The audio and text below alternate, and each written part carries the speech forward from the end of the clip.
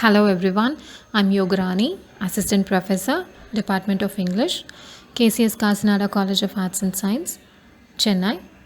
Today we are going to learn about the poem Indian Reservation, Caughnawaga by the poet A.M. Klein.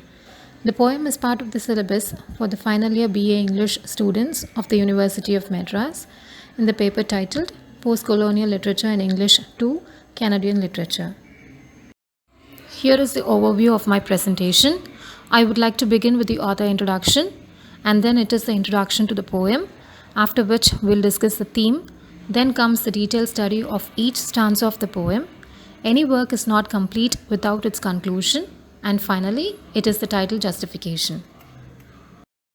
Abraham Moses Klein, better known as A.M. Klein, is a famous Canadian poet. He was born in 1909. He has written many famous works. He is well known for his novel The Second Scroll. The poem collection The Rocking Chair and other poems brought him fame. He was a member of the Montreal group of poets. The Montreal poets are influenced by the poets like T.S. Eliot, Ezra Pound, and also the novelist James Joyce. They broke from the tradition of sentimental nature poetry, which was then popular in Canada. He wrote poems on realistic themes. He received the Governor General's Award in 1949. He died in the year 1972. A brief introduction to the poem is that it tells about the native people in the reserve. Reserve is the land set aside by Canadian federal government for the use and occupancy of First Nation group. The First Nations are the initial inhabitants of the land. The term Caughnawaga refers to the Iroquois community at Caughnawaga in Canada. There are various themes that are dealt in the poem. It underlines the quest for identity of the native Indians. It tells about the impact of the westernization in the name of progress and also the cultural conflict faced by the natives. The natives are in the hope that their life is going to change for better, but the reality is that all their hopes are mere illusion. The natives are betrayed by the settlers as their land and wealth are destroyed against the promise to preserve them. Therefore, to sum up, it is all about identity crisis, cultural conflict, tradition versus modernity, illusion versus reality, and promise versus betrayal. Now, the poem begins with a nostalgic tone, longing for the brave men, especially the warriors, and the chief of the tribe in the reserve. The poet questions, where are the braves, the faces like autumn fruit, who stared at the child from the colored frontispiece, and the monosyllabic chief who spoke with his throat? Where are the tribes, the feathered bestiaries? The poet praises the Red Indians, comparing them to the autumn fruit for possessing ripe wisdom. He wishes to see the Red Indians who would stand at the frontispiece gazing at their children. He is eager to meet the chief who speaks in monosyllabic words. The poet addresses the Red Indians as feathered bestiaries as they are dressed with fur and feathers, comparing them to Aesop fables, which has mythic animals such as chief running deer, black bear, and old buffalo. In the next stanza, the poet describes the strong feeling he has nourished for the Red Indians when he was a child. He wished to escape from the restraints of the classroom, the chalk dust, the varnish smell, and watered dust of the street. He would love to paddle to the shore where the chief lived with his followers so that he would enjoy the clean outdoors and the Iroquois track of the Red Indians. During his childhood, he was anxious to meet the chief with his arms akimbo, whom he had seen only in the calendar. In the picture, the chief appears to be looking forward for the runaway mascot, which is a symbol of good fortune.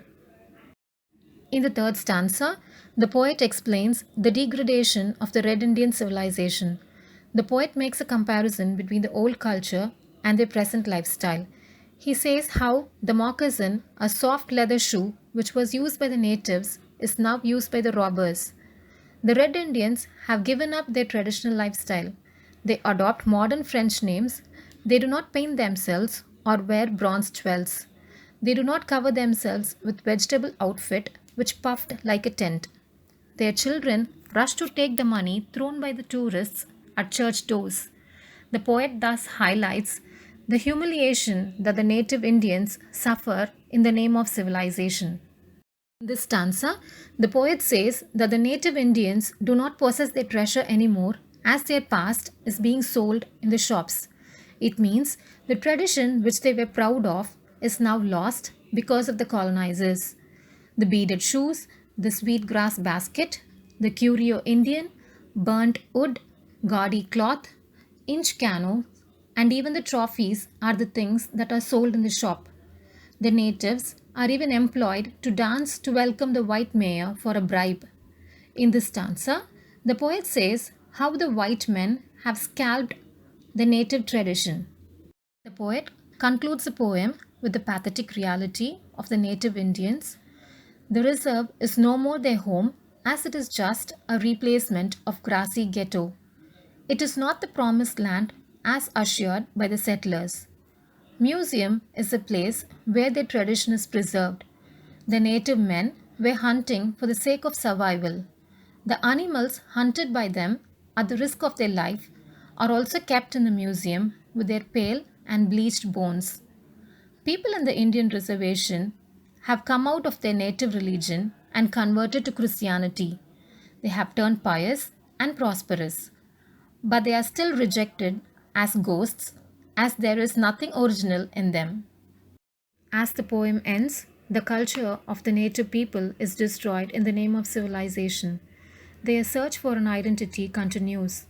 The destiny of the Red Indians is that they are not recognized though they compromise with their religion, way of living, and culture. The title, Indian Reservation Caughnawaga, can be justified to be appropriate as the reserve becomes a metaphor of restriction. It also depicts the plight of the native men in the reserves, particularly in Caughnawaga. Here is a reference for further study. Thank you for your time and thanks for watching.